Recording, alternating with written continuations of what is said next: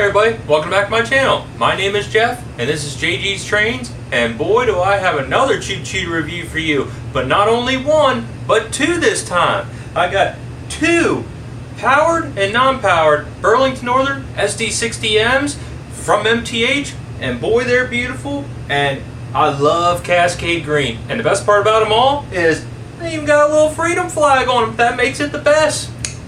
First, we'll go over some brief history and specs on the SD60 by Electromotive Division. It was first introduced in 1984 and production lasted until 1992. There was 4 demonstrator units at the first. They were EMD 1 through 4. It went on to produce a total of over 1,100 units. The Electromotive Division SD60 model is a vastly improved model of the predecessor SD50, whereas the outside of the units look completely identical. The internals, though, were totally overhauled with the electrical system and the prime mover to make the engine more reliable and more appealing for the big railroads of the day. When the SD60 first was released, it had the Spartan cab, or as the cab that the SD40-2 and the SD45 and the SD50 all used prior. And then afterwards, there was different renditions of the SD60, starting with the SD60F, which was used by Canadian National, the SD60I, which was used and only bought by Conrail, and then when Conrail split, it was split up between Norfolk Southern and CSX, which a lot of those locomotives, at least for the ones that went to Norfolk Southern, were overhauled into the SD60E models, which are the ones that they're redoing and are on the rails right now. There is also the SD60M, which you see in front of you, and these stand for modified, and these were the North American safety cab design, getting rid of the old Spartan cab and using the newer standard of excellence safety design cab for in front-end collisions or anything to protect the crew in order of an accident. There was the SD60 Mac, which Burlington Northern was testing 4 of them, 4 demonstrator units of the SD60 Mac, but people just ended up buying the SD70 Mac because it had all the same features and the SD70 model was coming out at that time, so there were only 4 of them made. And then, like I said earlier, the SD60E model is a version that Norfolk Southern did their own spin on it at the Juniata shops in Altoona, Pennsylvania. And they are the ones that you see on the rails today that they have overhauled with a different design cab. And some of the famous locomotives of that one are the 911, the honoring veterans, and the Go Rail. A lot of SD60 models still exist to this day. A lot of them, mainly the SD60Es that Norfolk Southern overhauled. But a lot of them that were not overhauled and they're still in their original form and everything have been reduced to switching jobs and local jobs. They're not really on the main line anymore. A little tidbit of information: when the SD60 was first released, a Chicago and Northwestern Railroad's manual estimated that the SD60 was 3% more fuel efficient than one SD50, while a pair of SD60s was up to 16% more efficient than 3 SD40s pulling a standard coal train. Now that we've gone over some brief history of the real SD60, let's turn our attention towards these beautiful models from MTH. These MTH SD60M's were released in 2005 in a powered and non-powered. The front one is the powered unit and the back one is a non-powered. The only difference between the two is the non-powered does not have any motors, it doesn't have a smoke unit, it doesn't have lights, doesn't have a speaker or proto-couplers whatsoever. But everything else it has. So in essence, all you have to do is I could literally take both these cabs and swap them with each other, and this can work all the same. It's all interchangeable. The only difference is we don't have no running gear, no smoke, no lights, nothing. But if you wanted to, you can convert this. This is all ready to go to be a powered unit. All you have to do is get all the guts and everything from a powered one, throw it in here and everything, and then you got 2 powered units.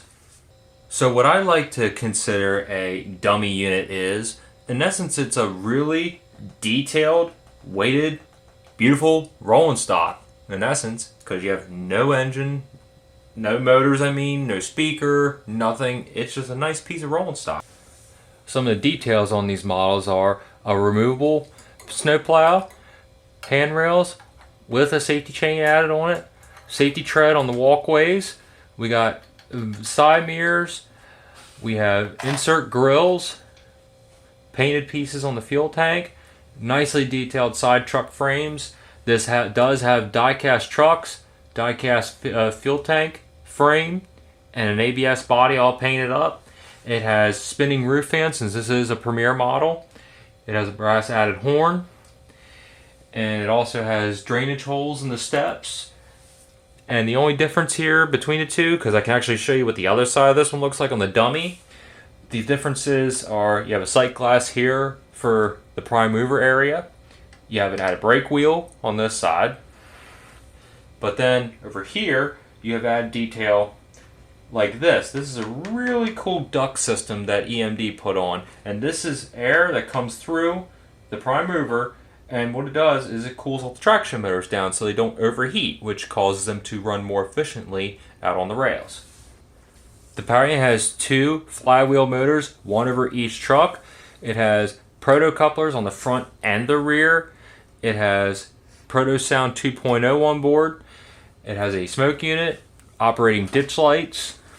This unit has Proto Sound 2.0 on board. It's perfect to use with your MTH DCS digital command system. You can do it that way, or you can just run it conventional with a transformer and some track. And the unit measures 18 3/8 inches long, and it can operate on 031 curves. Now I'm going to fire up these locomotives by using the extended startup sequence on the MTH DCS remote.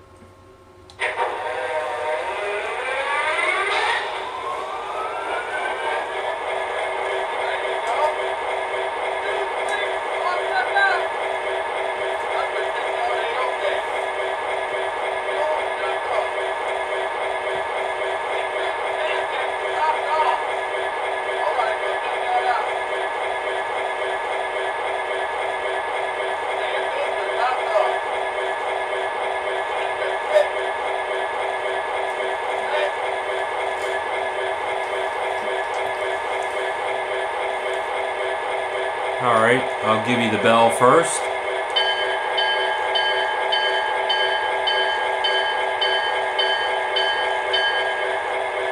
Here's the horn.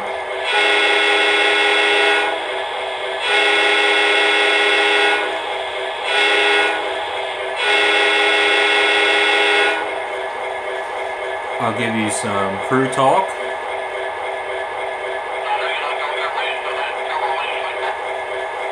Or the cab chatter will take care of it for itself.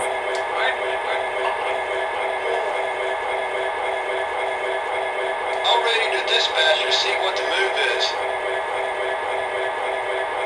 Who turned out the light?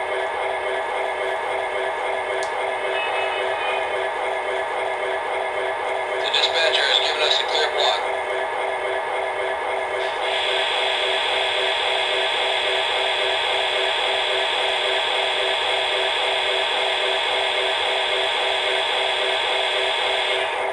Let's get going.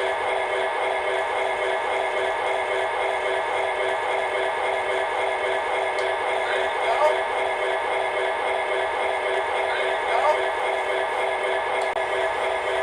The dispatcher has given us a clear block. Let's get going. Alright, now that I've gone over some of the sounds of the locomotive, now we'll get ready to hook a freight train up and get it going.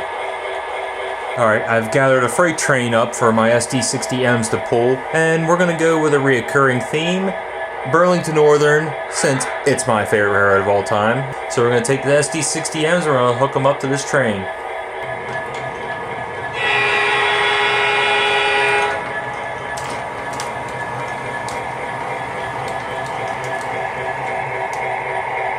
Alright, we're going to get this train a-rolling, and as it goes through, I will tell you which kind of rolling stock I have on the train today, and it is all MTH. So let's get her rolling out.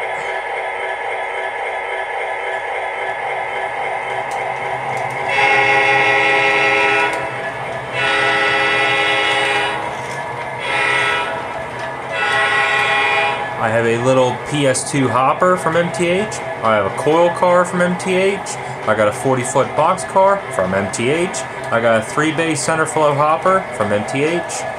A fuel tender tank car from MTH.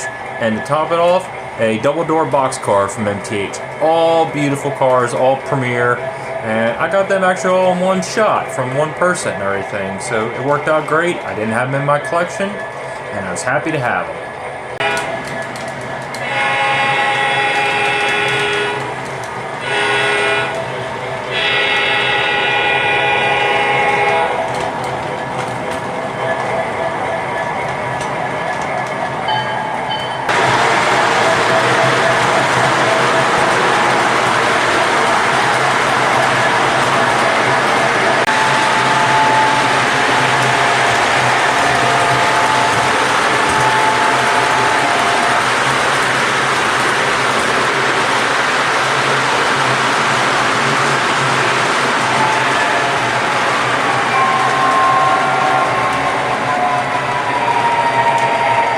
Well, after a long day of hauling freight on the old Burlington Northern, it's time to shut her down.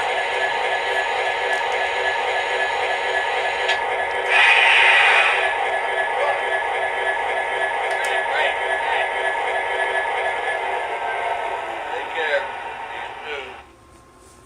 These are really beautiful models. I've always wanted some SD60s, and I was very happy to be able to get them one year for Christmas. My dad asked me, he's like, what do you want for Christmas? And I was lucky enough to find a 2-pack on eBay, powered and non-powered, in very good condition. I was tickled as all can be. I'm just very happy to finally have these because I really love these SD60M's, especially in the Burlington Northern paint scheme, because you got the Cascade green, you got this white front face with a big BN on the front. I want to thank you guys very much for tuning in today. And again, this is the item number for the powered is 20-2572-1. The non-powered is 20-2572-3. And then 20-2572-2. If you were running a 2-rail setup, that'd be the scale wheel one. But since I run high rail with the 3-rail, I get the 1, and then here's the non-powered. But I want to thank you guys again for tuning in this time. And until next time, this is Jeff from JG Trains, signing off.